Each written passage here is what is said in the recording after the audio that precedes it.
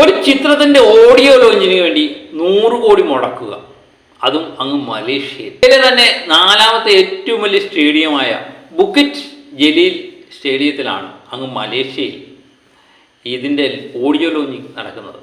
വേറെ ആരുടെയും ചിത്രമല്ല, ജനനായകൻ എന്ന വിജയ് ദളപതിയുടെ ചിത്രത്തിൻ്റെ ഓഡിയോ ലോഞ്ചിങ്ങിനാണ് ഡിസംബർ 27-ാം തീയതി അവിടെ നടക്കുന്നത്. വിജയുടെ ലാസ്റ്റ് ചിത്രം എന്ന് വിശേഷിപ്പിക്കപ്പെടുന്ന ഈ ചിത്രത്തിൻ്റെ ഓഡിയോ ലോഞ്ചിങ്ങിന് വേണ്ടി തമിഴ്നാട്ടിൽ എന്തുകൊണ്ട് നടത്തിയില്ല എന്നുള്ളത് എല്ലാവരും നോക്കിക്കാണുന്ന ഒരു കാര്യമാണ്.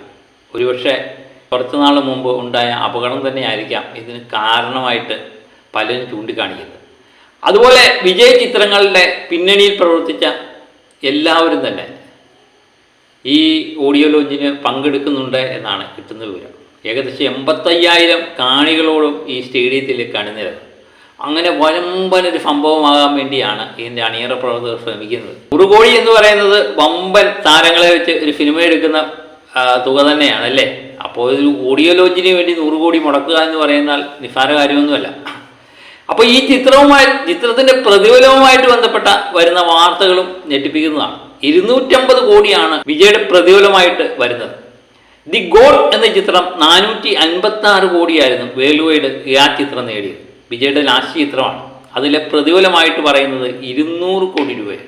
തികഞ്ഞ ഒരു പരാജയമായ ചിത്രമാകാനാണ് സാധ്യത അല്ലേ. 200 കോടി വിജയ്ക്ക് കൊടുത്തിട്ട് 256 കോടി വേൾഡ് വൈഡ് നേടിയാൽ ആ ചിത്രം പരാജയം. പക്ഷേ ജനനായകൻ എന്ന ചിത്രം വമ്പൻ വിജയത്തിലേക്കാണ് പോകുന്നത് എന്ന് തന്നെയാണ് നമ്മൾ കരുതുന്നത്. കാരണം റിലീഫിന് മുമ്പ് തന്നെ 500 കോടി കടക്കാൻ ഒരുങ്ങിയാണ് ഈ ജനനായകൻ. കാരണം ഇതിൻ്റെ OTT അവകാശം ആമസോൺ പ്രൈം മേടിച്ചിരിക്കുന്നത് 110 കോടിക്കാണ്. തമിഴ്നാട്ടിലെ വിതരണാവകാശം 100 കോടിക്ക്, അതുപോലെ തന്നെ വിദേശ വിതരണാവകാശം 80 കോടിക്കും വിറ്റതായിട്ടുള്ള വാർത്തകൾ വരുന്നുണ്ട്. ഓഡിയോ വിറ്റത് 35 കോടിക്ക് ആണെന്ന് പറയുന്നു. പിന്നെയും പ്രാദേശിക ഭാഷയിലെ വിതരണാവകാശം, അതുപോലെ സാറ്റലൈറ്റ് അവകാശം ഇതൊക്കെ വിൽപ്പനയ്ക്ക് വെച്ചിരിക്കുകയാണ്. ഇതൊക്കെ വിറ്റ് കഴിയുമ്പം ഏകദേശം 500 കോടിക്കടുത്ത് ഏകദേശം 400 കോടി കിടക്കും എന്നുള്ളത് ഏകദേശം ഉറപ്പാക്കിയിരിക്കുകയാണ്. അങ്ങനെ വിജയ് ചിത്രം 1000 കോടി കടക്കുമോ എന്നുള്ളത് അറിയാൻ വേണ്ടിയാണ് കാത്തിരിക്കുന്നത് അല്ലേ. പ്രീഫെയിൽ കളക്ഷനും ഒക്കെ ആയി കഴിയുമ്പം ഒരുപക്ഷെ 500 കോടി കടന്ന് 1000 കോടിയിലേക്കുള്ള കുതിപ്പായിരിക്കും. ഒരു പോസിറ്റീവ് കിട്ടിക്കഴിഞ്ഞാൽ വിജയ് ചിത്രം നിശ്ചയമായിട്ടും 1000 കോടി കടക്കും. ഇനിയും വിജയ് ചിത്രങ്ങളിൽ അഭിനയിക്കുന്നുണ്ടോ എന്നുള്ളതാണ് എല്ലാവരും നോക്കിക്കാണുന്ന ഒരു സംഗതി. എനിക്ക് തോന്നുന്നു 2026 ഇലക്ഷൻ തന്നെയാണ് അതിനുള്ള മാനദണ്ഡമായിട്ട് വിജയ് എടുക്കാൻ സാധ്യത. ഇലക്ഷനിൽ പരാജയപ്പെട്ടു കഴിഞ്ഞാൽ സിനിമയിലേക്ക് അല്ലാതെ പിന്നെ എവിടേക്ക് പോകാനല്ലേ. അതാണ് വിജയ് നോക്കിക്കാണുന്നത്. പലരും സിനിമയിൽ നിന്ന് രാഷ്ട്രീയത്തിൽ പോയി പയറ്റി തെളിച്ച് അവസാനം പരാജയപ്പെട്ട് പിന്മാറുന്നതാണ് കണ്ടത്. വിജയുടെ അവസ്ഥ എന്താണെന്ന് അറിയാൻ വേണ്ടി കാത്തിരിക്കുകയാണ്. പ്രത്യേകിച്ച് അദ്ദേഹത്തിൻ്റെ ഏറ്റവും വലിയ എതിരാളിയായിട്ട് അവിടെ നിൽക്കുന്നത് സ്റ്റാലിൻ എന്ന് പറയുന്ന ജനനായകനുമാണ്. സിനിമയിലെ ജനനായകനും രാഷ്ട്രീയത്തിലെ ജനനായകനും തമ്മിൽ ഏറ്റുമുട്ടുമ്പോൾ എന്തായിത്തീരും എന്നാണ് നമ്മൾ അറിയാനിരിക്കുന്നത്. തമിഴ്നാടാണ്, ഒന്നും പ്രവചിക്കാൻ വയ്യ.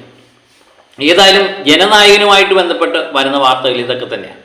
ജനുവരി 9 വേണ്ടി എല്ലാവരും പ്രതീക്ഷയോടെ കാത്തിരിക്കുന്നു. മലയാളത്തിൽ വിജയെപ്പറ്റി ഓർക്കുമ്പം എനിക്ക് ഓർമ്മ വരുന്നത് ലിയോ എന്ന ചിത്രത്തിൻ്റെ റെക്കോർഡാണ്. 12 കോടി ആദ്യ ദിനം തീർത്ത റെക്കോർഡ്.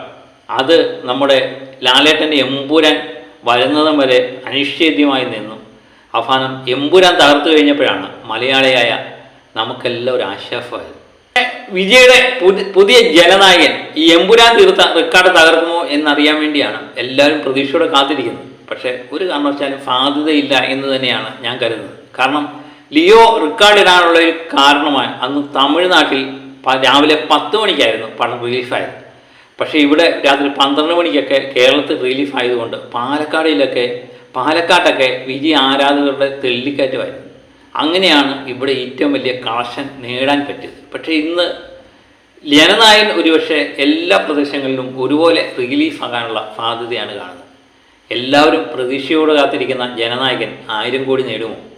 കാത്തിരുന്ന് കാണുക അല്ലാതെ ഒന്നും പറയാനില്ല.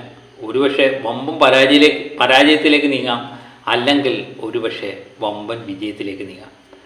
വിജയുടെ ലാസ്റ്റ് ചിത്രത്തിൻ്റെ വിജയപരാജയങ്ങൾ അറിയാൻ വേണ്ടി ജനുവരി 9 വരെ നമുക്ക് കാത്തിരിക്കാം അല്ലേ. നിങ്ങളുടെ അഭിപ്രായങ്ങൾ എഴുതി അറിയിക്കുക. അപ്പം മറ്റൊരു വീഡിയോ ആയിട്ട് വീണ്ടും ഞാനെത്താം. ഓക്കെ.